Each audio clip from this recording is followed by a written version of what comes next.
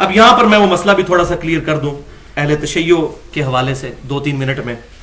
کہ اہل سنت اور اہل تشیع کی نماز میں بنیادی طور پر 4 جگہ پہ واضح فرق نظر آتا ہے، اور وہ بھی ایز سچ کوئی اتنا فرق نہیں کہ اس کو اختلاف کا باعث مانا جائے۔ پہلی بات یہ میں نے بتا دی کہ ان کا اور ہمارا اتفاق ہے کہ نبی صلی اللہ علیہ وسلم نماز شروع کرتے وقت رفع الیدین کرتے، رکوع میں جاتے وقت کرتے، رکوع سے اٹھتے وقت کرتے، وہ سجدوں کے درمیان بھی کرتے ہیں، اور میں نے کہا تابعین سے ثابت ہے، نبی صلی اللہ علیہ وسلم اور صحابہ سے ثابت نہیں، ہم اس پہ بدعت کا فتویٰ نہیں لگاتے۔ ایک یہ فرق ہو گیا۔ دوسرا فرق ہے کہ وہ نماز ہاتھ چھوڑ کر پڑھتے ہیں، تو بھائیو ہم بھی ہاتھ چھوڑ کر نماز پڑھنے کے قائل ہیں، رکوع کے بعد ہم بھی ہاتھ چھوڑتے ہیں، یہ رکن ہم بھی ادا کرتے ہیں الحمدللہ، ایسا نہیں کہ یہ رکن کہ ہم قائل نہیں ہیں، لیکن وہ رکوع سے پہلے بھی ہاتھ چھوڑتے ہیں۔ اور اہل سنت کی کتابوں میں ایک صحابی ایسے ہیں جو بڑے قریبی ہیں خلفائے راشدین کے اور سیدنا ابو بکر صدیق رضی اللہ تعالیٰ عنہ کے نواسے ہیں، عبداللہ بن زبیر، ان سے صحیح سند کے ساتھ المصنف ابن ابی شیبہ میں پورا ایک چیپٹر ہے ان لوگوں کا بیان کہ جو ہاتھ چھوڑ کر نماز پڑھتے تھے۔ 3950 نمبر روایت ہے انٹرنیشنل نمبرنگ کے مطابق المصنف ابن ابی شیبہ میں۔ پہلے وہ لے کر آئے کہ جو ہاتھ باندھ کر نماز پڑھتے تھے، پھر اس کے بعد ہاتھ چھوڑ کر، تو اس میں ابن زبیر رضی اللہ تعالیٰ عنہ کا موجود ہے کہ وہ ہاتھ چھوڑ کر نماز پڑھا کرتے تھے۔ تو چونکہ یہ صحابی سے ثابت ہو گیا، لہٰذا ہم اس کو اب بدعت نہیں کہہ سکتے، صحابی پر بدعت کا فتویٰ نہیں لگ سکتا۔ تو ہم اگر کوئی بندہ قیام میں ہاتھ چھوڑ کر نماز پڑھتا ہے تو اس کو جائز سمجھتے ہیں، افضل نہیں سمجھتے۔ تو یہ ہاتھ چھوڑ کر اگر کوئی نماز پڑھتا ہے تو ہم اس پر بدعت کا فتویٰ نہیں لگاتے۔ اسی طریقے سے تیسرا فرق ہے کہ وہ لوگ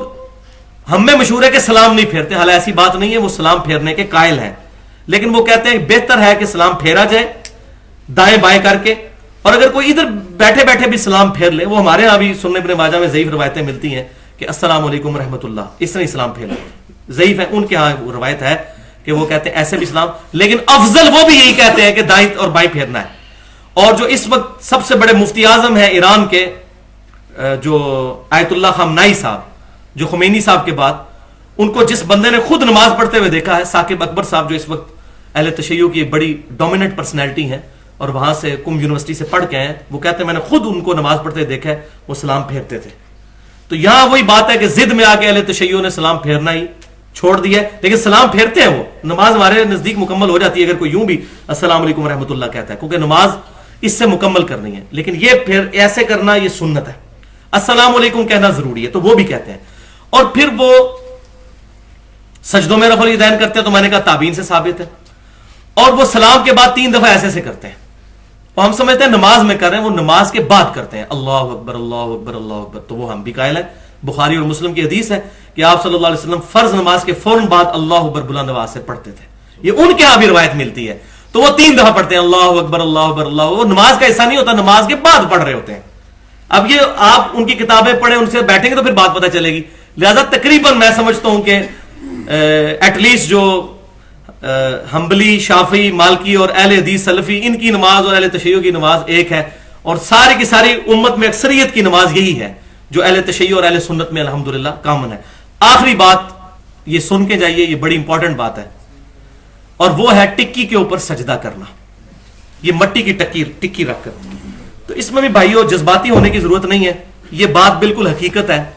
کہ اہل سنت کے آپ محدثین کی کتابیں اٹھائیں، امام ترمذی نے پورا باب باندھا ہے چٹائی پر نماز پڑھنے کا جواز، اس سے ہی آپ ذرا اندازہ لگا لیں، چٹائی پہ نماز پڑھنے کا جواز کا مطلب ہے کہ جائز ہے، جیسے ننگے سر نماز پڑھنا جائز ہے،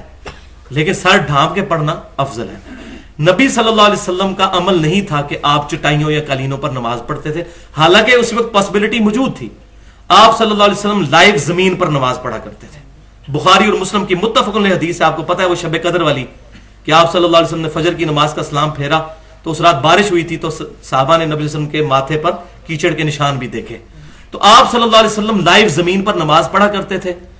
اور اس سنت پر اس وقت صرف اہل تشیع عمل کر رہے ہیں، یا عرب میں عمل کیا جاتا ہے۔ الحمدللہ مجھے خوشی ہے، خانہ کعبہ شریف میں بہت سخت سردی ہو تو الگ بات، ورنہ لوگ ماربل پہ ڈائریکٹ نماز پڑھتے ہیں، اور وہ ماربل زمین کا حصہ ہی ہے، ماربل زمین میں سے نکلتا پتھر ہے۔ تو اہل تشیع کے ہاں یہ ہے کہ جو چیز ہم کھاتے ہیں یا پہنتے ہیں اس پر سجدہ نہیں ہوتا. مثلا اب یہ کپڑا پہنا جاتا ہے, اس کے اوپر سجدہ آپ نہیں کر سکتے. تو اس کے لیے انہوں نے مٹی کی ٹکی اس لیے رکھ لی, یہ انہوں نے مسئلہ اجتہادی کیا ہے, یہ ان کی غلطی جو اپنی جگہ میں اس کو پوائنٹ آؤٹ کرتا ہوں. انہوں نے کہا چونکہ مٹی پر سجدہ ہونا چاہیے سنت ہے, یہ بات انہوں نے اچھی لی کہ سجدہ مٹی پر ہونا چاہیے, سنت یہی ہے. چٹائی پر بھی جائز ہے لیکن افضل یہی ہے کہ مٹی پر سجدہ. یہ وہ کربلا کی مٹی نہیں رکھی ہوتی انہوں نے, وہ ان کے نزدیک وہ مٹی نہ ملے پھر وہ پتا جو ہے وہ سامنے رکھ لیتے ہیں, وہ بھی نہ ہو تو بعض کا اپنے ہاتھ پہ یوں سجدہ کر لیتے ہیں. تو یہ تمام کی تمام چیزیں افضلیت کے طور پر کرتے ہیں, لیکن اس میں میرا سٹانس یہ ہے کہ سجدہ صرف ماتھے نہ نہیں کرنا ہوتا, 7 اعضاء پہ سجدہ ہوتا ہے. پھر 7 ٹکیاں ہونی چاہیے, 2 پاؤں کے نیچے, 2 گھٹنوں کے نیچے, 2 ہاتھوں کے نیچے. کیونکہ سجدہ صرف ماتھا لگانے کا نام تو سجدہ نہیں ہے, سجدے کا پورا پروٹوکول ہے. یا تو کہیں کہ آپ ہاتھ پاؤں اٹھا لیں یوں, صرف ماتھا لگائیں تو یہ سجدہ ہے. تو انہوں نے یہ اجتہاد تو کیا, اور میں نے ان کے علماء سے پوچھا کہ یہ آپ کے ہاں کوئی روایت, کہتے ہیں روایت کوئی نہیں ہے. روایت یہی ہے کہ لائیو زمین پہ نماز پڑھی جائے یا چٹائی ہو, جیسے ایک کھجور کی چٹائی بنی ہوئی ہو, کسی زمانے میں ہماری مسجدوں میں بھی ہوتی تھی, اس پہ وہ بھی قائل ہے کہ وہ کھائی نہیں جاتی,